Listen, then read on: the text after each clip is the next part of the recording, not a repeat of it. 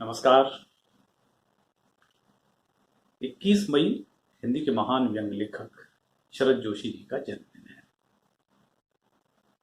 मैं जब बड़ा हो रहा था और लिखने और पढ़ने की समझ मेरे अंदर थोड़ी सी आ रही थी, तो मेरा सौभाग्य था कि उस समय शरद जी व्यंग लिख रहे थे, मंच से व्यंग पढ़ रहे थे।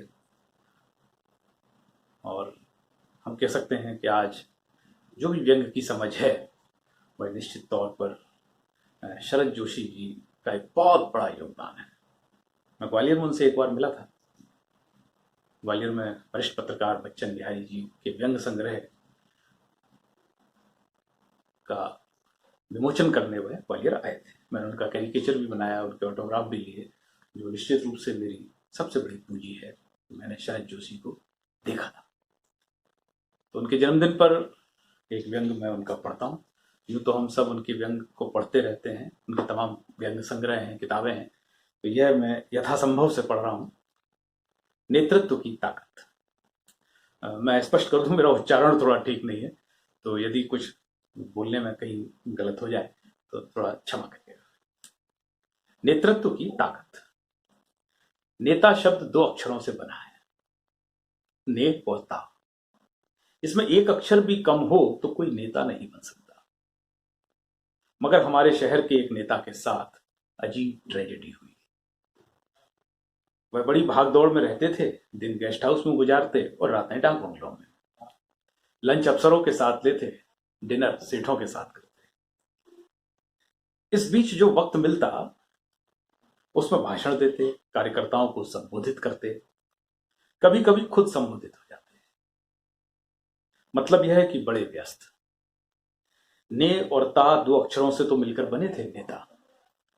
एक दिन यह हुआ कि उनका ता खो गया, सिर्फ ने रह गया।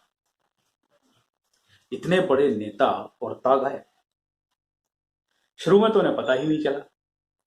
बाद में सेक्रेटरी ने बताया कि सर, आपका ता नहीं मिल रहा, आप सिर्फ ने से काम चला रहे हैं।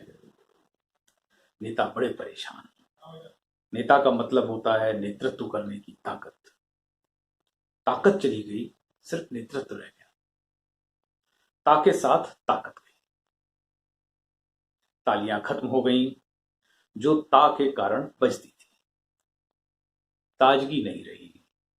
नेता बहुत चीखे, मेरे खिलाफ यह हरकत विरोधी दलों की है, इसमें विदेशी शक्तियों का हाथ है, यह मेरी छवि धूमिल करने का प्रयत्न है। पर जिसका ता चला गया उस नेता की सुनता कौन है।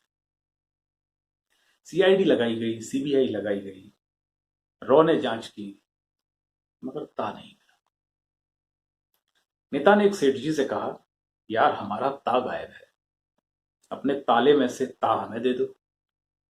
सेठ कुछ देर सोचता रहा, फिर बोला, यह सच है कि ले की मुझे जरूरत रहती है, क्योंकि दे का तो काम पड़ता नहीं, मगर ताले का ता चला जाएगा तो लेकर रखेंगे कहां। सब इनकम टैक्स वाले ले जाएंगे, तू नेता रहे कि ना रहे, मैं ताले का ता तो तुझे नहीं दूंगा। ता मेरे लिए बहुत जरूरी है, सेठ बोला। कभी तालाबंदी करनी पड़ी तो ऐसे वक्त तू तो मजदूरों का साथ देगा, मुझे ता थोड़ी देगा। सेठ जी को नेता ने बहुत समझाया, जब तक नेता रहूंगा मेरा ता आपके ताले का समर्थन और रक्षा करेगा। आप ता मुझे दे दें और फिर ले आपका हुआ, लेते रहिए, मैं कुछ नहीं कहूंगा। सेठ जी नहीं माने। नेता क्रोध से उठकर चले गए। विरोधी मजाक बनाने लगे, अखबारों में खबर उछली कि कई दिनों से नेता का ता नहीं रहा। अगर ने भी चला गया तो ये कहीं का नहीं रहेगा।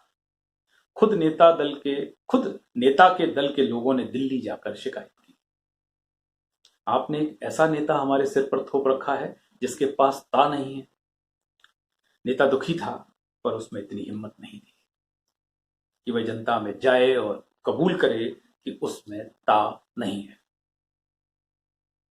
यदि वह ऐसा करता तो जनता शायद अपना ता उसे दे देती, पर उसे डर था कि जनता के सामने उसकी पोल खुल गई तो क्या होगा। एक दिन उसने अजीब काम किया। कमरा बंद करके जूता में से ता निकाला और नेज से चिपका कर फिर नेता बन गया। यद्यपि उसके व्यक्तित्व से दुर्गंध आ रही थी, मगर वह खुश कि चलो नेता तो हूं। केंद्र ने भी उसका समर्थन किया, पार्टी ने भी कहा जो भी नेता है ठीक है, हम फिलहाल परिवर्तन के पक्ष में नहीं।